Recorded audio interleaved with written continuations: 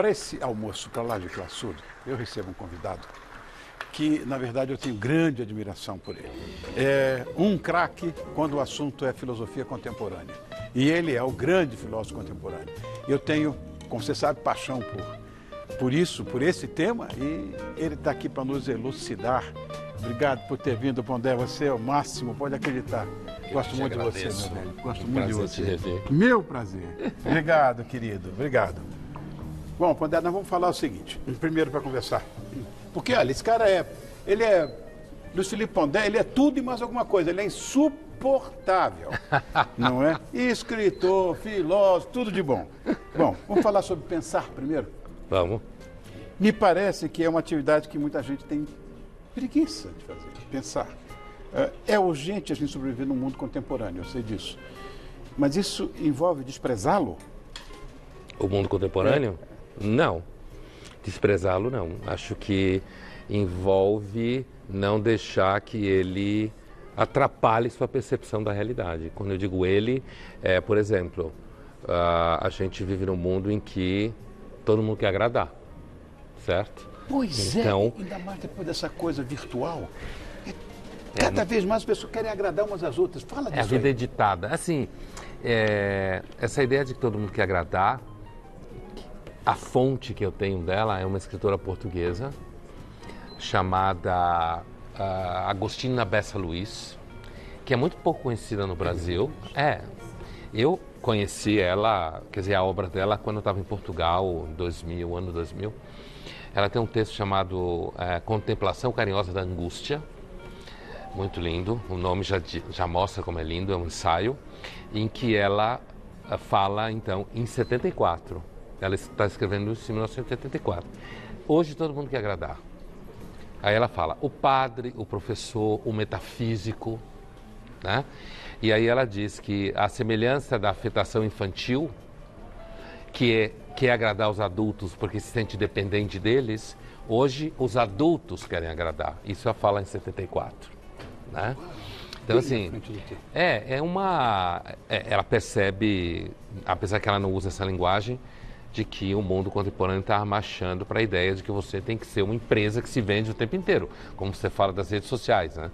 Você tem que editar a si mesmo o tempo todo. Você é um produto de si mesmo. E aí, por exemplo, o mundo contemporâneo, acho que tem umas manias, uma delas que eu acho que nos faz mal é querer agradar o tempo todo.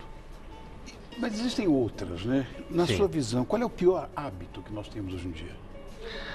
Eu acho que a gente mente mais do que já se mentiu em toda a história da humanidade. Acho que esse é o pior hábito. Mas existe aquela é verdade. Existe aquela mentira que eles chamam de a mentira comercial, a mentira social, que, por exemplo, se minha mulher perguntar para mim, você acha que eu estou gorda? Se eu disser sim, eu vou fazer uma declaração de morte. De guerra. De guerra, né? Se eu disser, não, você está muito bem, é uma coisinha ou outra, mas está ótimo e tal, vou passar auspiciosamente por aquela calça apertada, para dizer saia justa. Essa é a mentira que eu falo também, que hoje é muito mais usada do que a eventual mentira, sei lá, para te colocar numa situação de que você não faz parte, uma coisa que você talvez não entenda, mas mente, dizendo que sabe, que conhece, que está ali, não sei. Finge que lê o Crime e Castigo. Então, Rony, Sabe que ali eu sei porquê, mas toda a literatura russa de século XIX, início do século XX, entra nessa história, todo mundo leu tudo, né? Então, assim, eu vejo isso às vezes porque alunos meus têm que ler Crime e Castigo e às vezes os pais ficam empolvorosos, porque às vezes tem que fingir que está lendo, ou que já leu. Mas sobre essa coisa da mentira, tem uma frase do Nelson Rodrigues, que eu adoro, o Nelson, né? Que ele dizia, mintam por misericórdia. Então, eu acho que existe a mentira misericordiosa. Está correto isso? Que é uma mentira que está próxima da que você descreveu sobre alguém que faz um regime, pergunta se engordou, se emagreceu, ou alguém se esforça muito para fazer uma coisa para você e você não vai fazer. Mente, Então, acho que todo mundo normalmente. Ou que quando, bom, somos normais. Quando eu falo que a gente mente demais, vou te dar um exemplo, né? Você sabe que eu sou professor de graduação. Eu desisti do doutorado e do mestrado de dar aula porque eu não aguento a CAPES no meu pé, relatórios, isso é uma outra história. Eu gosto muito de dar aula na graduação, apesar de que o MEC também enche o nosso saco na graduação, né? Mas assim, eu dou aula, sei lá, mais de 20 anos de graduação. Você sabe que o professor de graduação, a cada ano, ele está mais velho, o aluno tem sempre a mesma idade. Correto. Né? Então, os alunos sempre têm lá 18, 19, 20, 17, dependendo do lugar onde você está dando aula, na graduação. Para mim, eles estão sempre por volta de 18, 19 anos. E eu leio muito sobre esse assunto. Que mentira, estou dando um exemplo que a gente mente hoje. Muito. Os jovens estão inseguros, com dificuldade de enfrentar situações do dia a dia, muitos medicados, sofrem de ansiedade, não aguentam pressão. Todo mundo que tem, sei lá, 20 e poucos anos de experiência sabe disso, a não ser que minta. E por que mente? Porque a escola tem que fazer marketing dela mesma, a universidade, a família tem que fazer marketing da própria educação dos filhos, entendeu? Só que quando você vai para dentro de uma pesquisa que tem muito material, os Estados Unidos já tem, a Inglaterra já tem, a gente está começando na América Latina, saiu uma recentemente, coisa de 3 semanas atrás, humor deprimido, diminuição de desejo sexual. Então esse é o tipo de mentira que eu estou falando, que hoje se mente mais. Então, aparentemente, existe assim uma escassez de amadurecimento. Você sabe, dos adultos, não dos jovens, estou falando dos adultos que criam.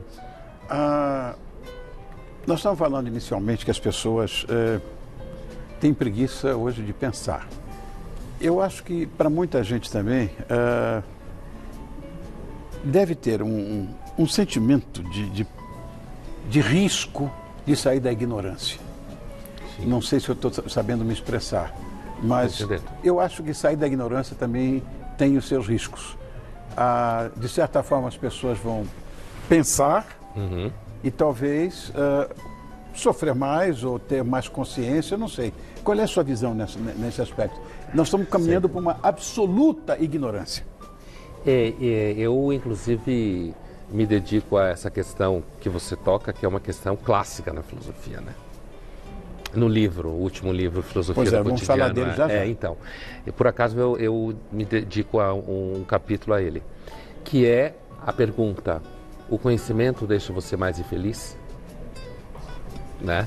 Essa é uma pergunta que se faz desde a Grécia. É verdade. Né? É verdade. Assim, a hipótese de que existe um vínculo entre melancolia e conhecimento, temperamento melancólico e conhecimento, uma consequência um tanto triste do conhecimento. Então, sabe aquele ditado americano, ignorance is bliss? Sim, a ignorância é uma bênção mesmo. Então, essa ideia de que é o que você está falando, quer dizer, sair da ignorância, às vezes pode diminuir um pouco a sua capacidade de continuamente estar aberto para achar tudo maravilhoso. Exato, né? Exato. Então, assim, eu acho que um equívoco, tomando sempre a tua pergunta primeiro sobre o mundo contemporâneo, um equívoco é deduzir que saúde mental é idêntico à felicidade contínua.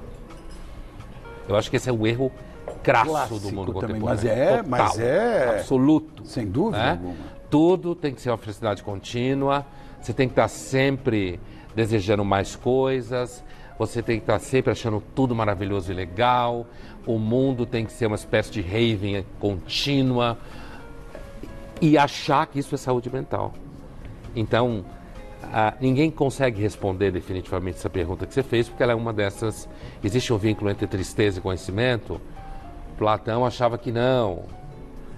Aristóteles às vezes suspeitava, mas achava que o conhecimento no final deixava a gente mais feliz. Pascal no século XVII achava que sim. Montaigne no XVI achava que sim. Então você tem alguns que acham que o conhecimento pode não te deixar triste, mas pode te deixar cético. Certo? Mais lento na crença, na adesão a determinadas coisas. Absolutamente correto isso. Então, não tem uma resposta fechada, mas eu acho que no mundo contemporâneo que a gente vive, que eu tenho me dedicado a refletir sobre a nossa época, há aí uma certa obsessão em confundir saúde mental, amadurecimento e felicidade contínua. E aí é uma catástrofe. Sem dúvida. Essa contemporaneidade que nós estamos falando aqui, também, a minha visão também, eu acho que está nos conduzindo a uma solidão. Eu acho que nós estamos mais sozinhos do que nunca. Porque o que a gente vê nessas redes sociais, você é amigo de todo mundo, mas você não conhece ninguém, você não tem ligação com ninguém. Sim. Isso traduz, de certa forma, uma solidão. E você tem que preencher de uma forma virtual. Eu não sei se estou falando bobagem. Não. Você está falando... Nós estamos mais sozinhos do que nunca. Então. O próprio Reino Unido, que tem assim para o bem e para o mal, tem desenvolvido muitas, digamos, políticas públicas no sentido do bem-estar. Não é à toa que o Reino Unido é o berço do utilitarismo, sim, da ética que identifica o bem com o bem-estar, né? E o Reino Unido já acendeu a lanterna, o Ministério da Saúde lá, algo semelhante a isso, de que a solidão era uma epidemia. Certo? Uau. Então, assim, a solidão, acho que tem vários níveis dela, assim. Aliás, é uma das coisas sobre as quais se mente. Às vezes as pessoas têm muita dificuldade de manter algum tipo de vínculo real. Já tem artigos e pesquisas saindo mostrando que tem muitos jovens que ficam 1 ano de relacionamento virtual sem encontrar a pessoa. E quando encontra é uma catástrofe. Claro. E até encontrar é uma ansiedade insuportável. Aquela ansiedade que a gente tinha quando tinha festinha e a gente ia chamar a menina e ela ia falar não na frente de todo mundo e dizer sim pro outro cara e acabou com a sua vida durante 1 mês. Com isso, vivi certo? Isso. Vivi também isso, né? Então, essa ansiedade, aquele poder absoluto que ela tinha em dizer não ou sim, quando você chamava ela para dançar, essa ansiedade que também muita gente sempre teve, se na hora do sexo vai ser bom ou não vai ser bom, agora a ansiedade está posta entre o WhatsApp e o encontro presencial. Perfeito! Né? Então, assim, aí às vezes a solidão você acaba caindo nela, porque você, aliás, é um dos achados, assim, desconfiança nos vínculos afetivos. Acha que não vale a pena, produz solidão. Então, sim, estamos marchando para um mundo que há uma tendência a ver solidão, inclusive do ponto de vista dos longevos. Você vive mais tempo, né? Quando a gente olha para daqui 50 anos, o mundo indo na batida que vai, ele provavelmente é um mundo de pessoas longevas, mas solitárias. Solitárias. E que é o grande medo da minha vida. É o único medo, aliás, que eu tenho, é da solidão. E outra coisa que me assusta muito, você já falou sobre isso, é essa busca incessante, desenfreada da felicidade, que nunca está aqui. Está ali, está em cima. E as pessoas querem ser felizes de qualquer maneira. Isso é uma coisa que me preocupa também, Pondé. Às vezes elas ficam 2 horas no trânsito, no sol, para entrar no parque domingo e ficar 50 minutos. Maravilhoso isso. Maravilhoso. Não é maravilhoso isso? Eu escrevi uma coluna sobre isso. Tem um parque perto da minha casa, um desses parques aqui lá pelos lados da Praça Pan-Americana, o Parque Vila Lobos, né? Uhum. E às vezes a gente passa lá e eu vejo aquela fila quilométrica, né? Você vê a pessoa tá ali 1 hora na fila no sol, o parque vai fechar daqui 1 hora, sei lá, né? Uma vez eu escrevi uma coluna na Folha que o título era Deus me livre de ser feliz. E eu dedicava a essa fúria, né? E essa ideia assim de você ter o tempo inteiro, você não pode repousar porque senão entedia. Né? Aliás, tem um texto de Oscar Wilde que tem paixão por esse cara, que ele falava que a vida de fato se balança entre a dor e o tédio. Muito bom. E que, na verdade, a alegria, a felicidade é a interrupção da dor. Sim. Mas se você prolonga essa interrupção da dor, ela vai se transformar em tédio. Sim. Isso é uma maluquice, mas é absolutamente verdadeiro. Assim, tem uma história que de um sujeito meio louco no século XIX chamado Swedenborg, dinamarquês ou sueco. Você tem umas pessoas que, mesmo casos apaixonados de filosofia, que é o meu caso, não conhecem. Esse cara, eu conheço ele mais por conta da cadeira que eu dei aula em mestrado e doutorado na PUC. Hoje na PUC eu desenvolvi um laboratório de pesquisa específico, mas eu dei muitos anos aula em filosofia da religião. Sim. E ele era, na verdade, uma espécie assim de sujeito meio visionário que criou... Então não era propriamente um filósofo, então... Talvez por isso, inclusive, você nunca tenha ouvido falar dele. Ele criou uma espécie assim de seita, que era a Jerusalém na Terra. No começo do século XX, no Rio de Janeiro, tinham seguidores dele. Uau. Aqui, dessa seita. Mas ele tem uma história muito interessante que o Borges cita, o poeta argentino, que é mais ou menos assim. Então o sujeito morre, chega no céu, e Deus recebe ele, como aquelas histórias que a gente conhece, e aí ele começa a mostrar as instalações do céu e tal, e no final das contas, o céu é vazio. E aí o sujeito perguntou, mas eu sou o primeiro homem bom que morreu, que veio para o céu? E Deus fala, óbvio que não, mas eu faço uma pergunta para todo mundo e eles desistem do céu. E aí o sujeito pergunta, qual é a pergunta? E Deus faz, o que você amou na terra que você faria pela eternidade? Ninguém conseguia ficar no céu. É o que você falou. Jorge Luiz Borges. É o que você falou. Sensacional. Né? Você gosta, mas aí vai passando. Há uma insustentável leveza do desejo, né? Verdade. E ética, hein? Que é uma coisa que... Essa palavrinha está tão em desuso hoje também. Daqui a pouco está que nem cabala, energia. Que coisa isso. Não serve para nada. Quando você não sabe o que falar, você solta uma dessas. Gratidão também, gratidão. Né? Hoje, não, e essa palavra gratidão, por exemplo, está na moda. E tudo que fica na moda fica banalizado. Fica. E daqui a pouco cai em desuso. Aí daqui a pouco você falar em gratidão, vai ser brega. Não se usa mais isso. É muito engraçado essas histórias, né? Que reflexão a gente pode fazer sobre isso? Olha, começando pelo fim, a coisa da gratidão, a impressão que eu tenho daí para chegar à ética, gratidão o tema da graça, da gratidão, Sim. É um tema presente na tradição bíblica, certo? Presente na filosofia, é uma coisa séria, né? Sério em que sentido? Para você começar, se você acredita em Deus ou não, o fato de você existir já é uma forma de graça. Sem dúvida. Porque você veio do nada. Claro. Certo?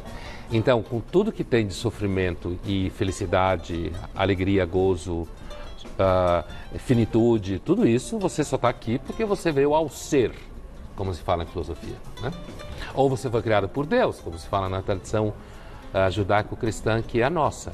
Então, assim, a ideia de gratidão é a ideia de você perceber que tudo começa com você reconhecendo que você recebeu algo que não fez nada por merecer a existência. Sensacional. Certo? Começa por aí. Sensacional. Então, você aprender a agradecer quem lhe deu a mão quando você estava no começo da carreira profissional. Você aprender a agradecer quem ajudou a você resolver o problema X. Então, a gratidão ensina você, isso já na filosofia também, ensina você, entre outras coisas, você ser grato a alguém que reconhece a virtude em você. Porque uma coisa que a gente aprende quando estuda a ética a sério e não a modinha que você falava, que toda virtude é tímida. Sim, e a gente tem que conviver com essas banalidades daqui para frente, eu acho horrível. Então, quando você diz, como se fala na banalidade da gratidão, que agradecer ao final do dia algo que fizeram para você ajuda você a dormir melhor, aí chegamos no ridículo, eu acho. Né? Porque assim, você não agradece ou entende a importância da gratidão para receber algo em troca. Não, pelo contrário. A ideia da gratidão mais radical é de que você recebeu algo que não merece. Perfeito. Certo? Perfeito. E por isso Perfeito. Você é capaz de reconhecer o valor que deram a você, inclusive. Né? O valor que deram a você, inclusive. De você saber que você recebe presentes. Sensacional. Olha, eu queria muito falar de filosofia para corajosos. Eu me impressiono muito com as palavras. Elas sempre me dizem muito. Não sei se você está vendo ali. né? O teu livro, a capa do teu livro. Filosofia, sim. A filosofia do cotidiano, né? Agora, filosofia para corajosos, por quê? As pessoas estão covardes hoje em dia? Você está fazendo uma referência a uma trilogia de livros que eu lancei. Foi, né? e que eu li. Sim, então, pela editora Planeta, comecei a lançar em 2016, 17 e 18, que é Filosofia para Corajosos, Amor para Corajosos e Espiritualidade para Corajosos. Li os 3. Né? E então você sabe, o primeiro que abre a trilogia, essa ideia de corajosos está fincado na filosofia nietzschiana, como está no começo do livro. Quer dizer, você aprender a falar sua própria língua, você ser capaz de dizer o que você pensa sem medo do retorno. E uma das coisas que destrói hoje, me parece, uma certa autonomia de pensamento, porque todo mundo quer agradar. A gente volta à primeira conversa. Então, corajoso, você fala a gente está covarde. Eu acho que a covardia sempre foi hegemônica no mundo, porque sem a covardia não se sobreviveria. A coragem, eu acho que é, às vezes, uma exceção. O covarde vira herói em certas circunstâncias. Vira.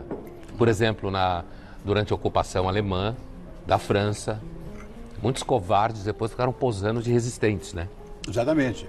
Na República de Vichy, teve um monte de gente que depois que os aliados chegaram, bandearam todos para o outro lado, é verdade? Inclusive... Todos eram maquis.